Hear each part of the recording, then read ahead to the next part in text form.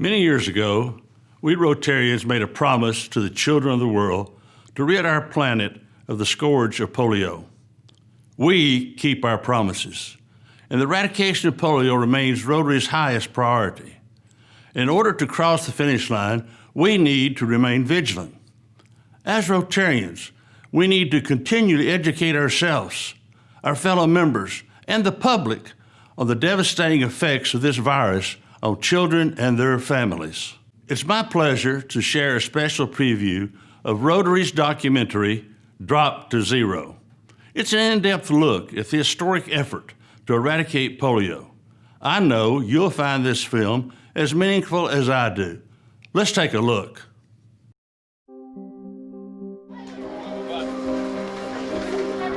हुआ सबसे ज़्यादा दुख हुआ कि आज हमारे भी दोनों पैर होते तो हम भी कुछ दुख ज़्यादातर हुआ. I had a sore throat and a high fever.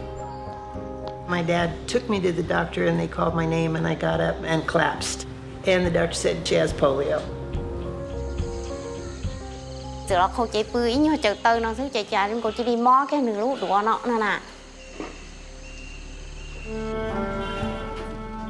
Polio has preyed on humanity for thousands of years, moving around the world from person to person in an unbroken chain of infection.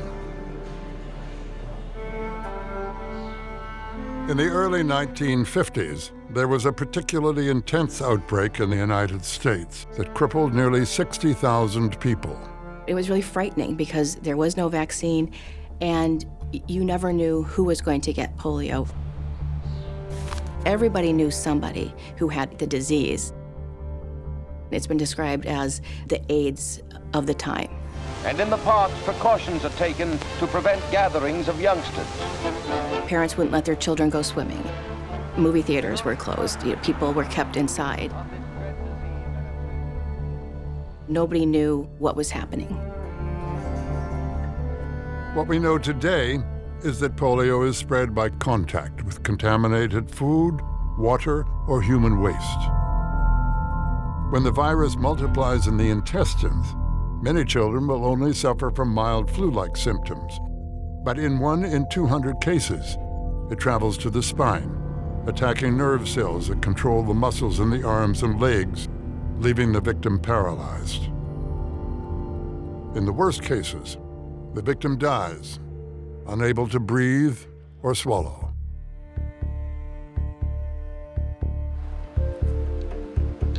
In 1954, at the height of the epidemic, Dr. Jonas Salk tested an injectable vaccine, which offered a first ray of hope. Approximately 5 years later, Dr. Albert Sabin developed an oral vaccine that was less expensive and easier to use. Humanity finally seemed to be gaining the upper hand. Dr. Salk, you have said that eliminating polio is no longer a scientific problem. I take it you were correctly quoted. Yes, Mr. Spivak. I think that it's a social and economic problem. The problem is not one of vaccine effectiveness, but one of vaccine use. Jonas Salk was right. By 1979, 61 countries had used the 2 vaccines to eradicate polio, including the United States and Canada. But in the rest of the world, we were still seeing 350,000 children paralyzed every year. So that was part of what contributed to the launching of the Global Polio Eradication Initiative, to ensure that every single child benefits from vaccination. No child should have polio. We come to this hour grateful for the achievements of the past. The drive for global eradication came from a most unlikely source. Rotary International, a group of business and professional leaders dedicated to public service, was looking for a global project to celebrate its 75th anniversary. Smallpox had been eradicated just 1 year before, so we decided to take on polio. It seemed like an impossible dream. When we first approached the World Health Organization about working with us to eradicate polio, they felt that we were amateurs, we didn't know what we were talking about, that we really didn't have anything to bring to the table. So Rotary went it alone, supplying volunteers and vaccines for mass immunization programs around the world. We knew that there was a vaccine that could be easily administered. It could be done by non-professional individuals by just putting 2 little drops into the child's mouth. From Brazil to El Salvador, from Indonesia to the Ivory Coast. These initial campaigns were remarkably successful. In 1979, we did a huge vaccination program in Philippines, 6 million children, and we found it worked. And Rotary raised money for further campaigns. They've exceeded that goal and raised $119,186 million. We're over goal! Now, the World Health Organization took notice. We went back to them and said, we've raised $248 million. Will you work with us to accomplish this? And at that point, the World Health Organization said, yes. The fact that a volunteer organization can persuade public and private people to join us in this manner, I think says a great deal for mankind that it can be done. In 1988, the World Health Organization launched a public-private partnership called the Global Polio Eradication Initiative, officially adopting Rotary's dream. Without Rotary International lobbying and pressuring and forcing agencies to talk to each other and governments to talk to agencies, we never would have started the Global Polio Eradication Initiative. The United Nations Children's Fund agreed to purchase and distribute vaccines. The U.S. Centers for Disease Control would serve as the program's global virus hunters. You know, if you look at what's made a difference in terms of the progress, often political commitment has been a factor. And Rotary has been key in terms of motivating community leadership, political leadership, to get this job done. The World Health Organization would direct the program's strategy, and Rotary would continue to supply volunteers, raise funds, and act as the program's global advocate. You know, there's a great French Prime Minister, Clemenceau, who was quoted one day as saying, "War is much too serious to be left to generals." And in some ways, you know, polio eradication is much too serious to just be left to doctors. There were many skeptics. The sheer magnitude of vaccinating between 250 million and 400 million children every year, it's mind-boggling. It's the largest global health initiative in history, involving more people on the planet than any other initiative.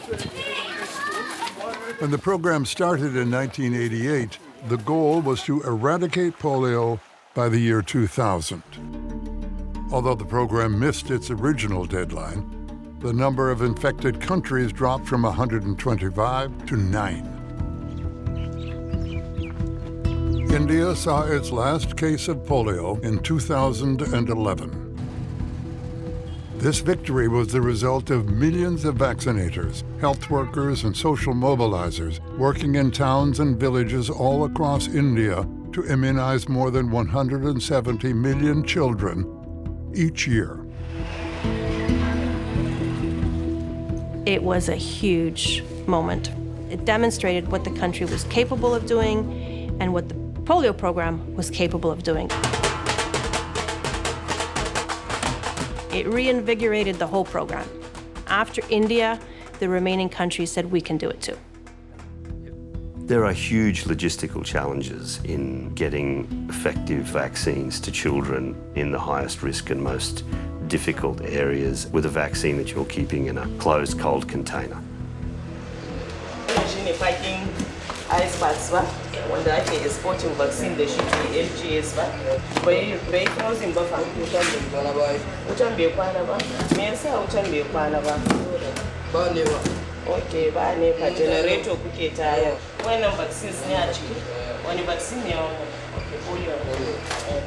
The polio oral vaccine is heat sensitive. If you leave it out in the sun or you leave it in high temperatures, it becomes inactivated because it's a live virus.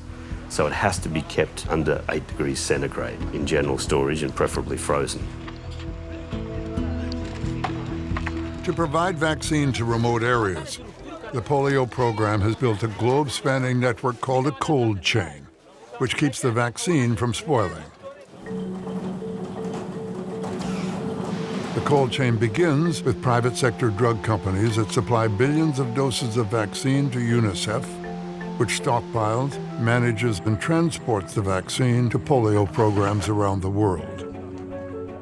It's very, very difficult at the best of times to be able to reach people consistently every month with a viable vaccine that you've kept at the right temperature and get to every household and reach every child, let alone in areas of civil crisis.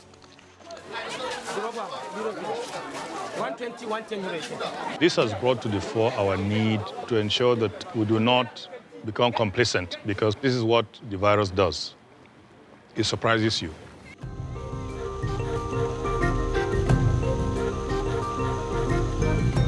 As the global program closes in on the goal of eradicating polio, all the stakes get higher. They'll say, we made a promise to the children of the world, and we haven't delivered yet, and we won't stop until we do.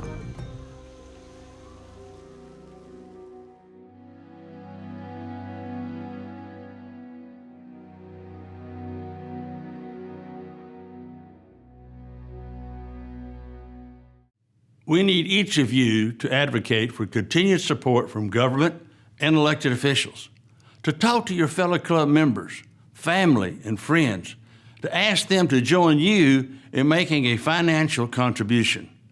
Let's not forget that every donation to End Polio Now will be matched 2-to-1 by the Bill and Melinda Gates Foundation.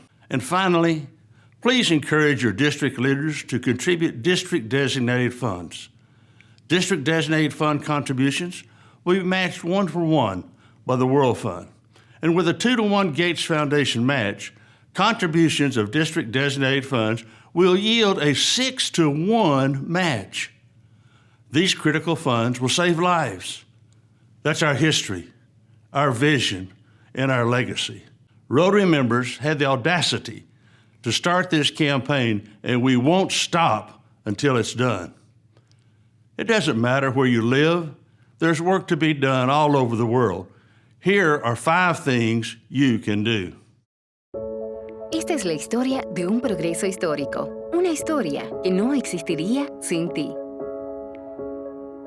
Nuestra labor unificada y 3 décadas de acción demuestran nuestro compromiso y perseverancia, y el progreso que hemos alcanzado hasta este momento muestra que podemos lograr un mundo libre de polio. Las personas, los clubes, las entidades colaboradoras y los gobiernos comparten una visión colectiva de mejorar la salud de todos los niños. Hemos eliminado la polio en algunos de los lugares más difíciles de llegar, superando obstáculos y situaciones muy complejas. Nuestros éxitos demuestran que la polio será erradicada, y si bien es cierto que acabar con una enfermedad a nivel mundial no es fácil, los rotarios no nos rendiremos. Continuaremos nuestra lucha hasta proteger a todos los niños del mundo. Esto no sería posible sin ti. Por lo tanto, mantente involucrado, continúa impulsando el logro de esta meta, haz partícipe a tu club y comunidad, inicia una conversación en las redes sociales y amplifica la visibilidad de la importancia de este esfuerzo global. Organiza eventos y actividades de captación de fondos durante el Día Mundial contra la Polio y a lo largo del año.